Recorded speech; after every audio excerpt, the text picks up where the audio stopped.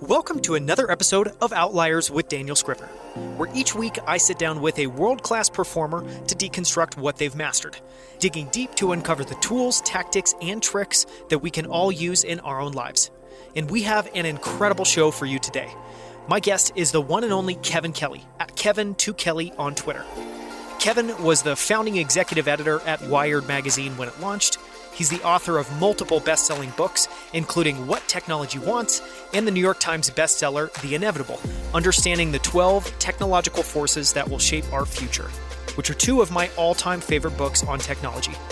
His perspectives of science and technology have been featured in the New York Times, The Economist, and Time magazine. Just to give you a sense for how prolific he is as a technology philosopher of sorts, when Steven Spielberg was working on the movie Minority Report, he brought Kevin on as a futurist advisor. Kevin helped shape the world of Minority Report and helped dream up the gestural interface shown in the film, which is something we talk about a little bit in the interview. Today, Kevin publishes a weekly newsletter called Recomendo, as well as the weekly podcast Cool Tools. You can find Kevin Kelly online at kk.org and on Twitter at Kevin2Kelly. With that, please enjoy this episode. Kevin Kelly, I am so excited to chat with you, so thank you so much for your time. I've been looking forward to this conversation for a ridiculously long time. It's a real privilege and pleasure to be here with you, and I'm so glad you invited me. Thank you so much. So I want to start with something that really stood out to me as I was doing research for the show and for this interview, which is I would say that you have a really interesting relationship with technology. You write about that your dad introduced you to computers and gave you a sense for the optimistic nature of technology, and you spent your 20s at the opposite end of the spectrum with a total disregard for it, and yet you've ultimately become an incredibly optimistic advocate for it. So can you maybe walk us through that and share how that shaped your experience and how that shaped your approach and perspective about technology? I was growing up in high school, kind of hippie-ish, and like hippies, I was kind of keeping technology at my arm's length. I was very influenced in high school by Henry David Thoreau, who wrote Walden, which was sort of my hero. And the prospect of sort of living a simple life, simple meaning not much stuff around, not much technology in particular, was very appealing to me. And I set off after high school with that kind of a bias in mind. And I spent a lot of time living with people who didn't have very much technology, which was a lesson in itself.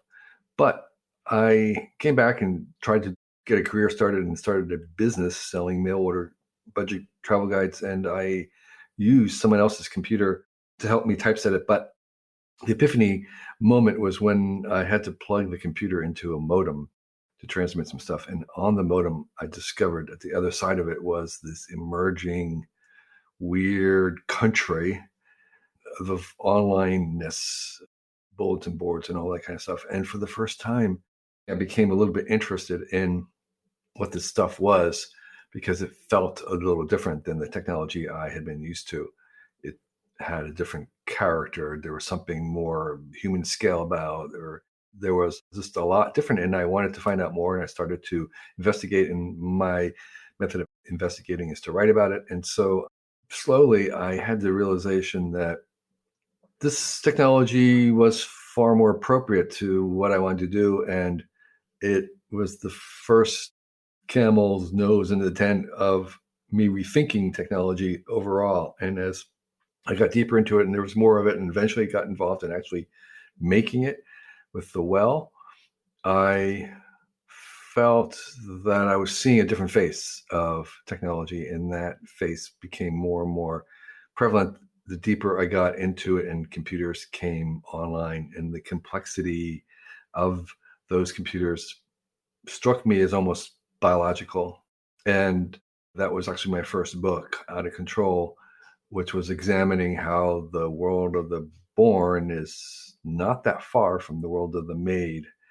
Artificial things are, in some ways, when they're really complicated, very similar and lifelike, and can be and are probably organized and managed with the same principles. And so my journey where I ended up was re-examining technology and understanding that it didn't have to be cold and impersonal and large and centralized, and unforgiving, but it could be all the opposites. And so that journey kind of kept going, and it's still going right now, where I've tried to understand more precisely what is this thing we call technology in the cosmological sense. Like, where does it fit in? How does it relate to life? And my current summary would be that it is an extension of life, and therefore it's not contrary to it, life. It's an extended version of life. And that gives me hope, because it means that we can always make a greener version of whatever we make. Sure, and it's imprinted with human qualities or human-like qualities, or it can be imbued with Lifelike that warmth. qualities. I don't actually think it's very human. I think it's lifelike. In other words, the origins of technology are not in human minds, but actually back at the Big Bang. And it kind of was present before us, because actually, I think when animals use their minds to make, beavers make dams and birds make nests, those are kinds of technologies. So it's something that has preceded us, it works through us, and will extend beyond us. So that was my realization. But technology can work at biological scales, which fit us very well. Yeah, and you've written a lot about that in What Technology Wants, which I was just rereading, and is just, you do such a beautiful job in that book. I would highly recommend it to anybody, because you manage somehow, like for me, I feel like so much of my life and so much of what I know and so much of my career wouldn't exist without technology. And you do an amazing job in the book of approaching it as a historian, a philosopher, and a futurist. And I'm wondering, for anyone that hasn't read that book, which I highly encourage everybody to read, but can you share a little bit about, I guess, what you landed on, or the big ahas you had when you thought about what technology wants?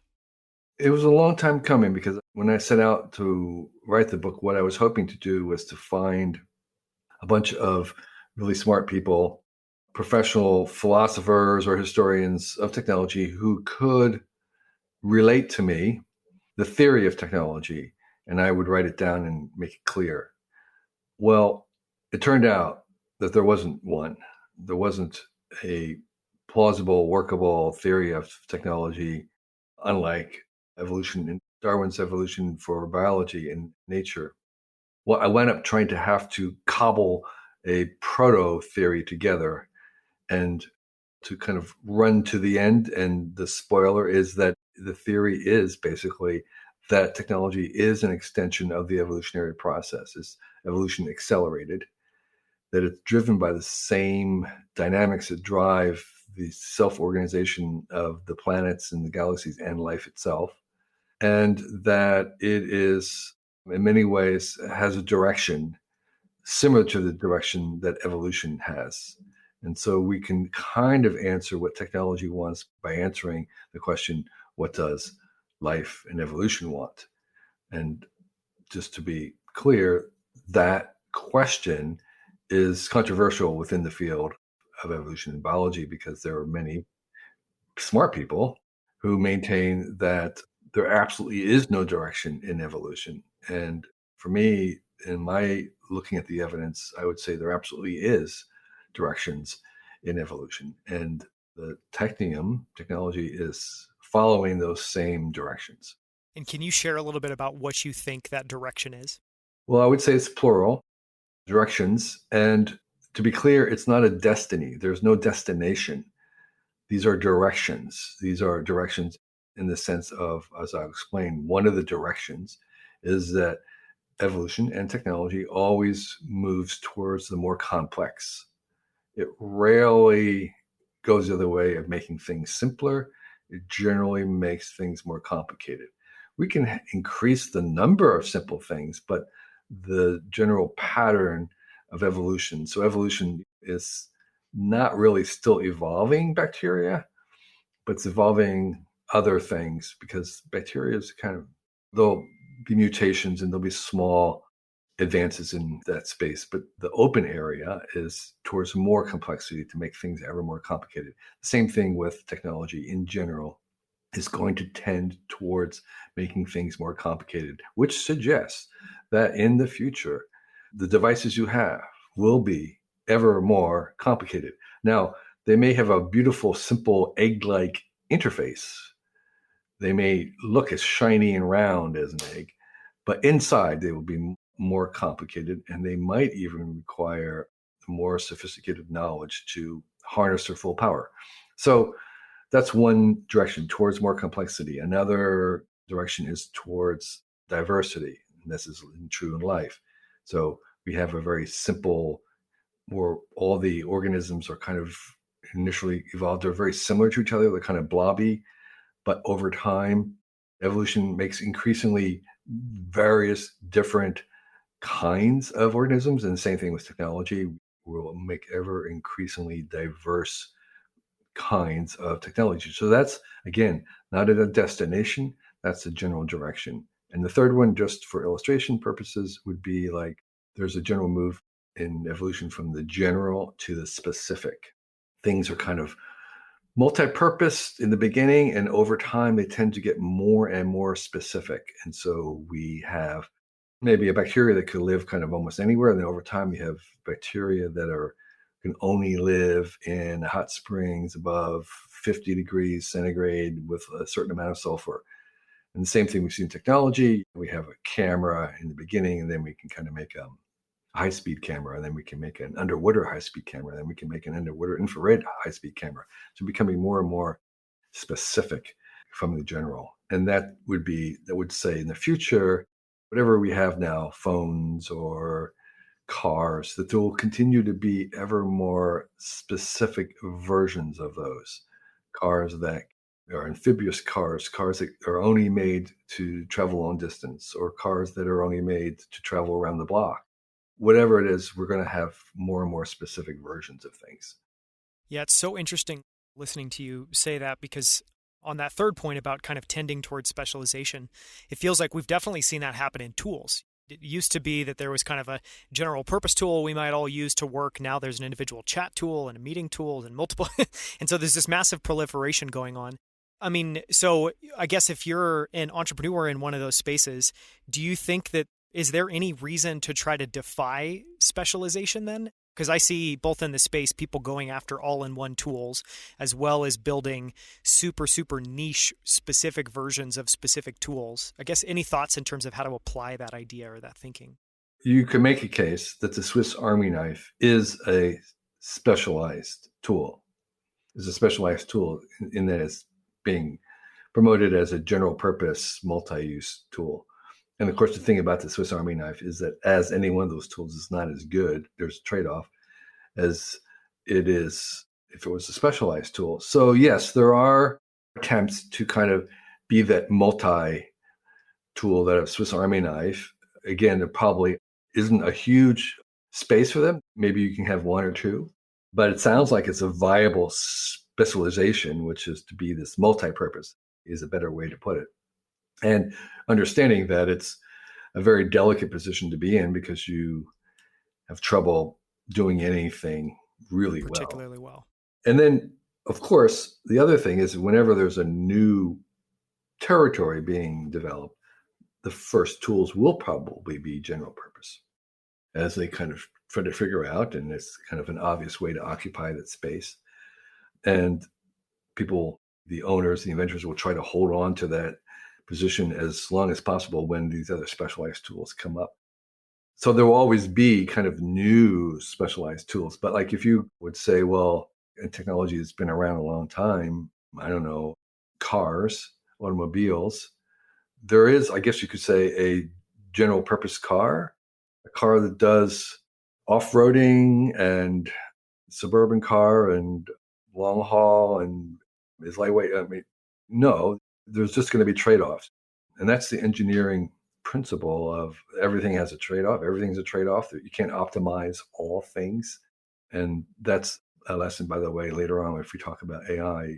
One of the reasons why I don't believe in a singularity in AI, because you cannot optimize all the factors in intelligence at the same time. You always have to have trade-offs. Yeah, it's a fascinating perspective just to flip that and think about it as it is a form of specialization. And sure, it's one way to compete, but it puts you in a brittle position, which is really interesting.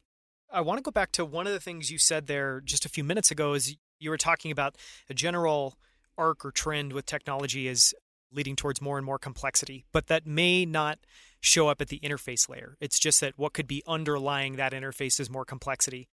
Does that mean that that interface layer is over time, you think that that will stay simplistic and will be a way of kind of, I don't know, containing or, I don't know, helping people understand and manipulate that complexity? I think Talk you about put it that. very well. That's exactly what I think. I think that what that interface is one of the ways that we engineers, humans, manage this complexity of ever increasing complexity. And I have another kind of example of that interface managing complexity, which is the default. So most complicated software programs are so complicated and you have so many choices that for the beginner doesn't want to think about, and it would just be overwhelming and crushing to have to deal with deciding all these things. So you insert or you create defaults, and the defaults hide the possibilities from you until you are ready to summon them. And then at that point, when you're kind of educated enough and powerful enough, and you have enough capabilities, you can then change the defaults. But until you do, that complexity is hidden from you. And so this idea of kind of skinning a skin to the complexity of a very, very simple interface is one of the ways that we finite beings are going to deal with the complexities that we're creating. And we'll have things like defaults where you can kind of get as much of that complexity as you want and no more than you need. Do you think that that's been a reason that I guess design as a discipline, as a career, has taken off because they kind of exist at that realm of sculpting what that interface is? And I guess any thoughts about how that might evolve or become more Again, I think valuable? you're absolutely right. That is what the design approach is a big part of their job is understanding that you are forming this interface to complexity, basically. And the ones that do it well, like an iPhone and others, are kind of understand where human beings are comfortable and what kinds of gestures and interfaces require the least amount of cognitive energy. And then you kind of hide things behind that or inside of that. And I think, yes, in the future, as things become ever more complex, designers who can master the complexity themselves in order to render it simplified for everyone else will be in great demand. That's a wonderful way of putting it. I want to change course a little bit and talk about some of your work with Wired Magazine. So, again, just as a little bit of context for people listening, you co founded Wired Magazine 25 years ago, and you still write one article per year. And I want to talk about that in a second. But I guess one of the things just to go back to that origin story, can you share a little bit about from the moment in time, take us back, I guess, 25 years ago, what did you hope that that magazine would accomplish? And what did you hope that that would help do in the technology space? I can answer that by telling you an ambition that Louis Rossetto, who was the main parent of Wired, the main founder, used to persuade me to join. And after showing me the prototype, which I was very wowed by because it did something that I'd been trying to do, but even better because he brought people into it. And I was making a magazine about the ideas of Wired without the people. He said, I want to make a magazine that feels like it's been mailed back from the future. And that was when I said, okay, sign me up, because that's exactly what I want to do. I want to have it be a package, a message from the future. And what that entailed in some ways was just as if you were to read, it's like a current issue of Wired today, 25 years ago, and we'd be mailed back from the future, there'd be a lot in it that would be assumed, that would not be explained. And that's one of the things that we were trying to do, was we were trying to talk up to the readers rather than talk down, which was a very common stance for mainstream magazines and stuff. Is, pretend that you're writing to a seventh grader or something. When you use the word DNA, you've got to explain it. And it's like, I don't ever want to see an explanation of DNA again, because we were talking up. We were using language as if we were talking to each other. And I would tell writers, look, you are writing not to this, you're writing to me. I am your audience. And I am bored and I have read a lot. So you have to really amaze me. Don't talk down, you're talking to me. And so that sense of kind of a peerage was part of what we were trying to do. And then this other idea of taking William Gibson's observation of the future already being present, but we're unevenly distributed. I described my goal to go out and find those little corners of the world where their future has already erupted. And we were going to bring them back and say, look at that. There's more of that coming. And so that's what I hope to do, was to basically not report on the future sense, but actually report on where the future was in the present. And so I think we did that successfully, at least while I was there. I think we temperamentally had a optimistic vision, but I did not even realize at the time that that was going to be so important. Over time, it's turned out that our optimism was the secret sauce. But when I began, I had no idea that that was really what would distinguish Wired in the long run from others, was our levels of optimism, which I think it has lacked a little bit in recent years. But I've only gained even more optimism about the future. Agreed. It's definitely, the debate now is a lot less optimistic than maybe should be. Can you share a little bit about, if you were trying to make the case to somebody, not to convince somebody that's not optimistic about technology, because I'm not sure if that's a useful exercise, but if you were just talking with someone and trying to make the objective case of why we should be optimistic about technology, what's the story you would tell there? My main evidence for my optimism is history. Look at the last couple hundred years very carefully, scientifically, look at the evidence, and it's very, very clear that progress is real, and that progress has been due to technology. We could say fairly that after 200 or 300 years of pretty steady but minor increase over each year, that it could stop. It could stop tomorrow. Things could suddenly be different, and it would cease. That is possible. There's a greater than zero chance, but it's very, very unlikely. The statistical probability is that those forces, that inertia, that momentum would continue, and the progress we've seen over the last couple hundred years due to technology will continue. That's, I think, the most convincing argument. And that, again, the delta, the amount of good that we create compared to the amount of stuff that we destroy, is only a percent. It's a minor degree. And that percent is invisible. You can't really see that delta, except in hindsight, except if you turn around and look, because then it's compounded over time. And that's how we get civilization. And so that's why the hindsight's so important, because you can't really see it right now, a 1% difference in the good versus the bad. But if you do turn around and honestly look at it, you'll say, yeah, it's been increasing tiny bit, but over time, it's like that piles up, that accumulates into something that we call civilization.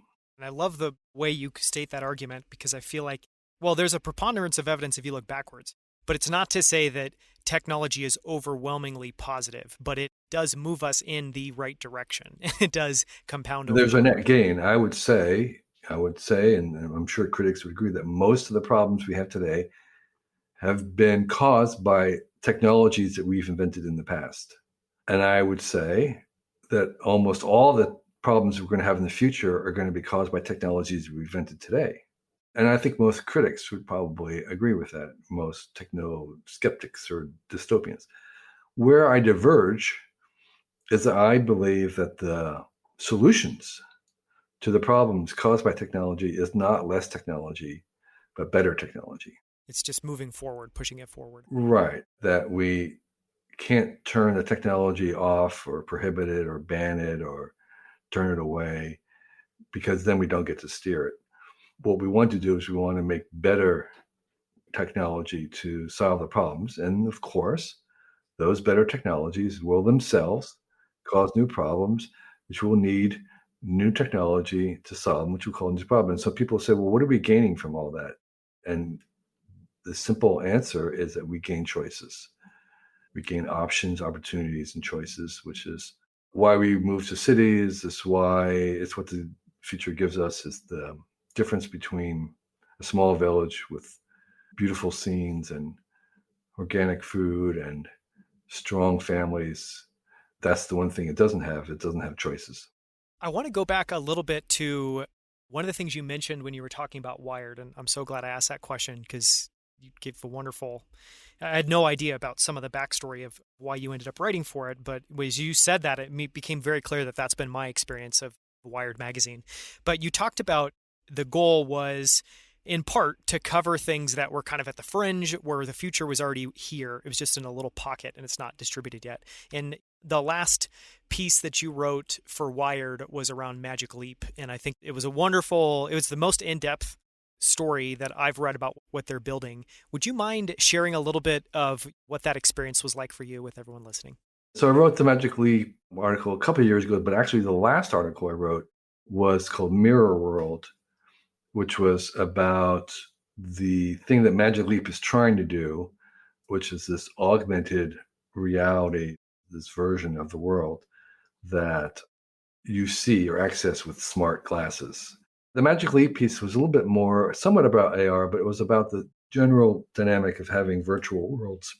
And it was not so much about Magic Leap itself that was on the cover just as clickbait, but the article was much more about the power of the virtual worlds and what we might do with AR and why it's so compelling.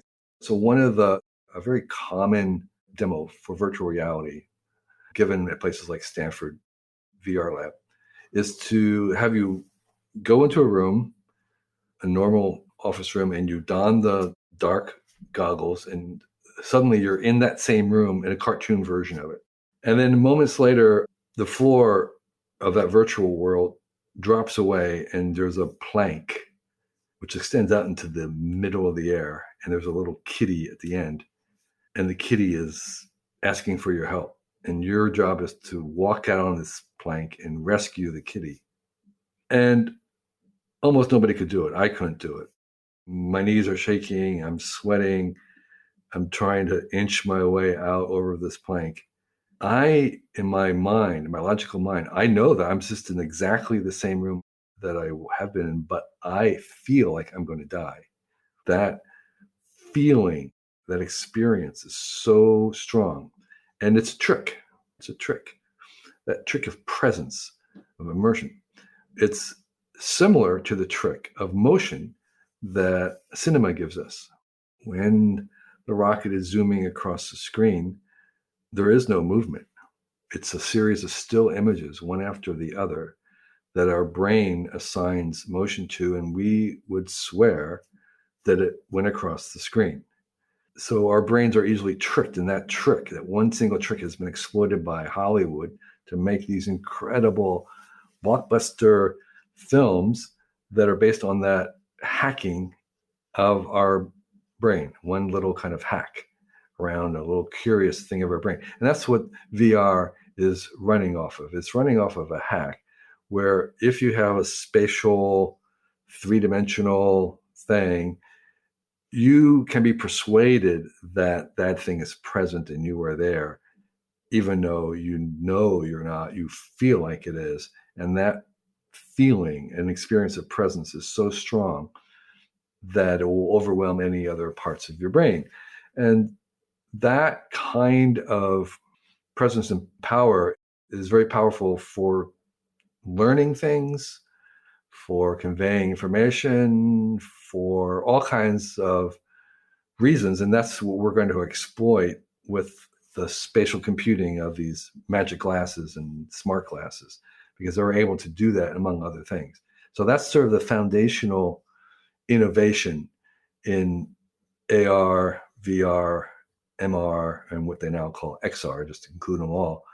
And so that XR, that's the foundation of this, the spatial volumetric 3D and time capture can persuade us in a way that we're unaware, subconscious, and extremely powerful. And all the other things that we experience in VR and AR kind of derive from that fundamental experience.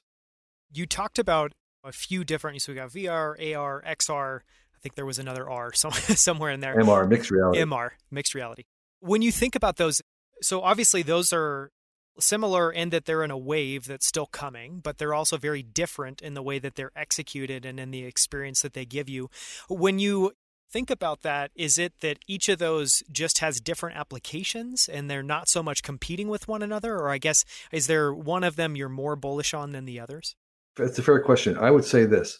I would say that what we call AR, what I call mirror world, some people call spatial computing, is the superset, and that things like VR and MR are subsets of the superset, which is AR. In other words, any device that can do AR can do VR, but not any VR device cannot do AR.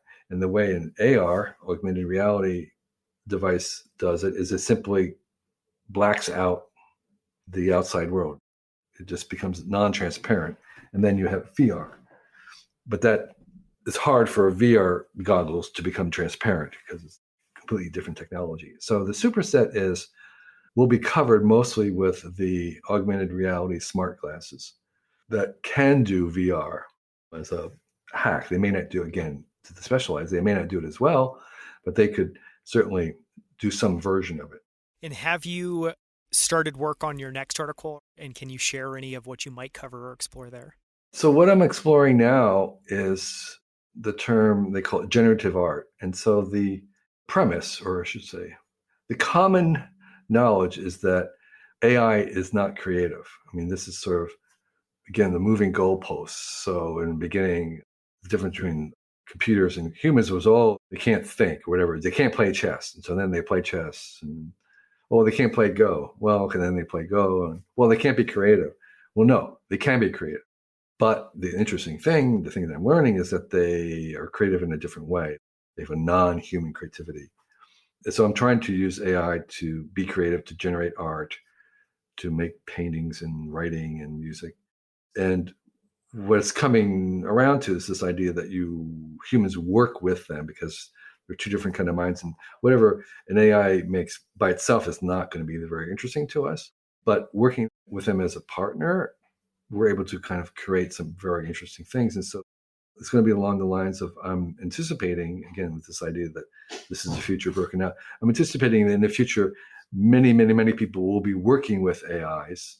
And so the question is, what is that like? What are some of the things we want to do well when we do that? How do we work with an AI being creative?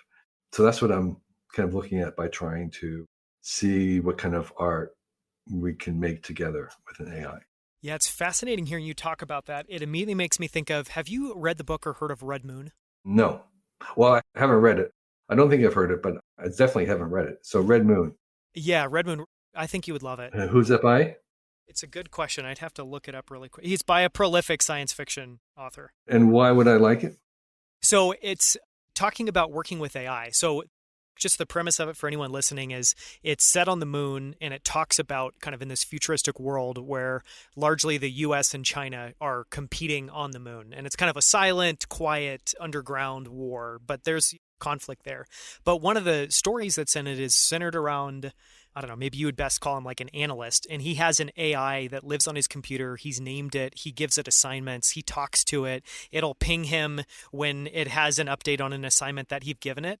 To me, we're clearly not there yet, and I don't know if we'll get there in my lifetime, but that was a small glimpse into what that could look like. And I know that you've written science fiction books. I know that you're a huge fan. Is there any book that or any vision of the future of how humans might interact with AI that you have a lot of affinity for, or that you think there's something interesting in? I worked on this group of people with Spielberg to design the world 2050 for Minority Report. And we had Tom Cruise character doing gestures. And I think if I was to design a Hollywood moving picture about it set in the future, and someone was working on a computer, I would imagine them using sign language of a new type. Not these big operatic gestures, but finger gestures, micro fingers controlling around, mumbling to themselves, speaking. So this is somebody working on a computer. And they may even be looking up because they could be working in 3D. And my son and I call that ingenic media, where you are using an interface in 3D to create a 3D world. So right now, like 3D games are created on 2D screens, but they're moving to actually create the games inside with ingenic interfaces and ingenic controls. And that ingenic interface for 3D has not yet been invented.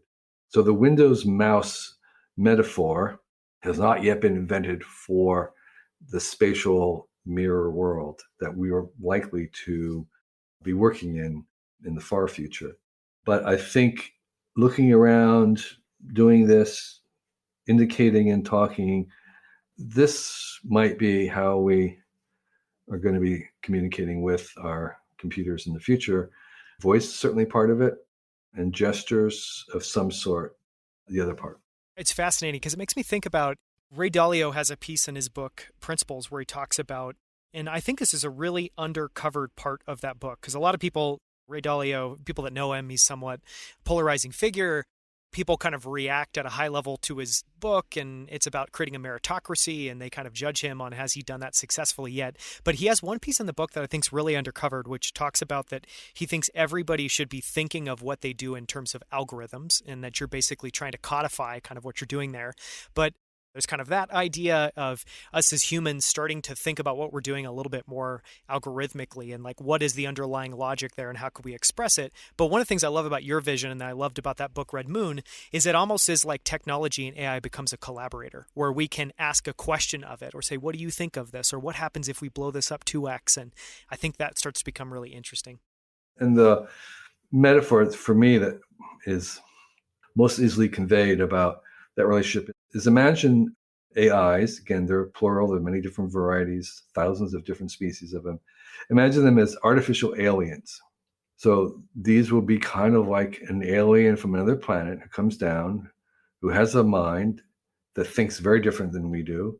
And like Spock in Kirk, you're going to have this, and it's going to be frustrating at times because they're going to be dumb smarten, meaning they're going to be incredibly smart in some things and incredibly dumb in the others.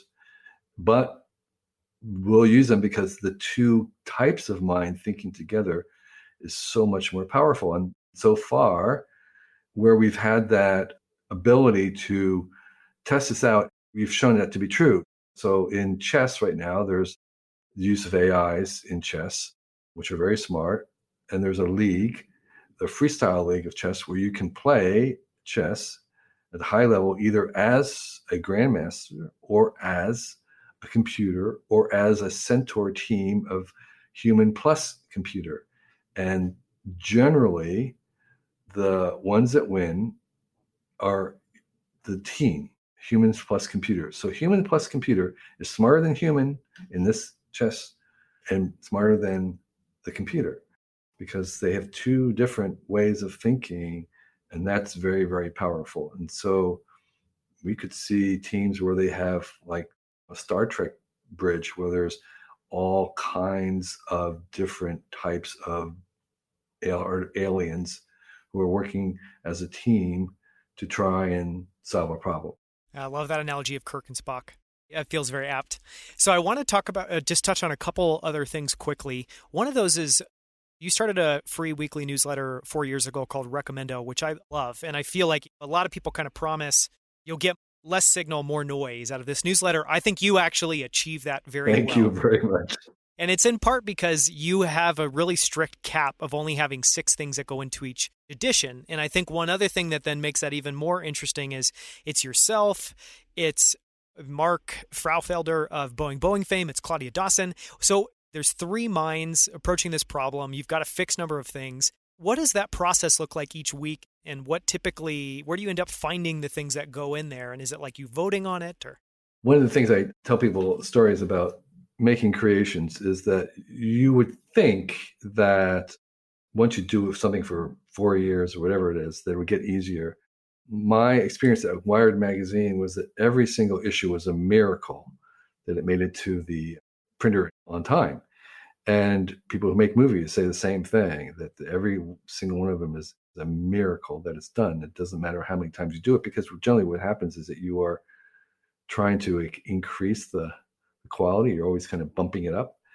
And so it's always on the edge of almost not happening.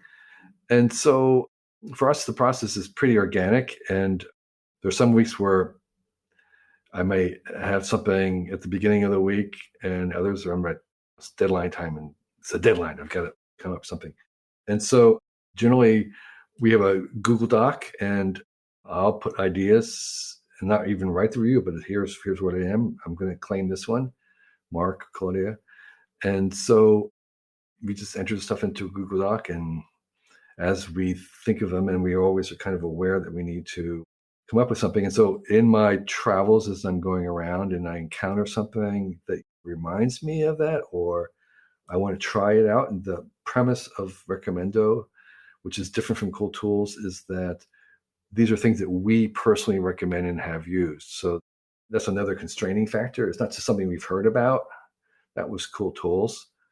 It's just like, no, we are using it or doing it. And you're swearing by it. Right. And so part of that process, you ask how it's written, is actually trying to use these things, to constantly be trying out or new tool, a new place, and then or watching something and then coming back. And so it kind of forces us to be open and curious to try new things, because that's part of the job. And that's where most of the time goes, is, okay, there's someone who recommends an app. Okay, well, let's try the app and see if it works. Or here's a shortcut. Does that really work? And so that's where most of the effort, actually, I would say, is. Do you have a recommendation you've put your name next to that you would share, or that you're super excited about still, that you've made recently? Something to share with the audience? We are actually making a book right now, 4 years of Recomendo, the best of 4 years. And what's amazing is that we all generally stand by most of the recommendations that we've made. I'm still vibrating from the tremendous documentary that I saw a month ago called My Octopus Teacher on Netflix. And it's one of the best documentaries I've ever seen. And I've seen a lot of documentaries because I have a site called True Films that reviews documentaries.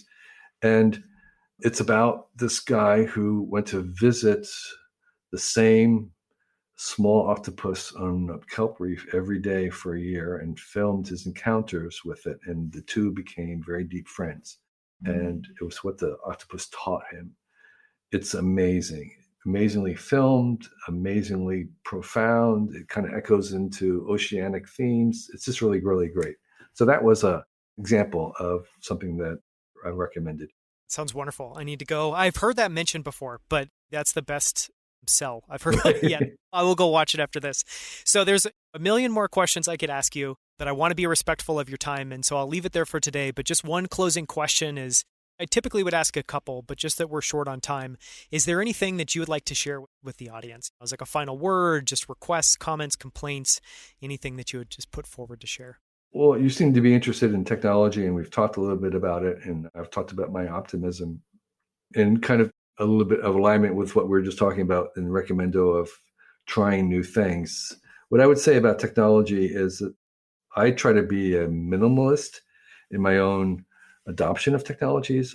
Despite the fact that I try many things, there are actually very few things that I will end up using for many, many, many years. And that's kind of deliberate in a certain sense. But that part of trying things I think is really important for people as we head into new technologies. And the analogy that I would say is that I think it's unfair to try to judge technologies by imagining things, what they could do or couldn't do, their harms or problems, and that we should really evaluate technologies based on the data of how they're actually used. And therefore, what I suggest is that we need to use technology in order to find out what it's good for. So we need to embrace technology in order to steer it. I think it's okay to judge technology you've been using for a while, say like social media, and decide, okay, it's doing this and this is how it needs to change. That seems entirely fair to me. One of the things I did in 1989 was I brought together something called the Virtual Reality Jamboree, or it was called Cyberthon. And the idea was I brought together all the existing virtual reality setups at that time. We opened it up for 24 hours. And we wanted as many people to come in and try VR as possible, because even at that time, people were writing about VR who had never, ever used it. It was like, come on, common. we're going to make this as public as possible. As many people could come in, so then you can write about it and what your experience was. So I would say my default stance is to embrace these technologies and embrace them, and through use, try to steer them where we want them to go. Seems like a very clear-eyed way to think about it. Thank you so much for your time, Kevin Kelly. It's been wonderful talking with you. It's my pleasure. Thank you for having me. I really enjoyed it. Until next time, thank you so much for tuning in. For show notes, including links to everything mentioned in this episode, visit danielscrivner.com. There you can also sign up for my weekly newsletter, where each week I send out a single email with all of the best quotes, themes, and ideas from the latest episode. To sign up for that, visit danielscrivner.com/email. Just one more thing before you take off. If you enjoyed this episode, please leave a quick review in iTunes or Apple Podcasts. Great reviews help us land great guests. So if you've enjoyed this episode, take 30 seconds to leave a short review. We would so appreciate it. Thank you so much.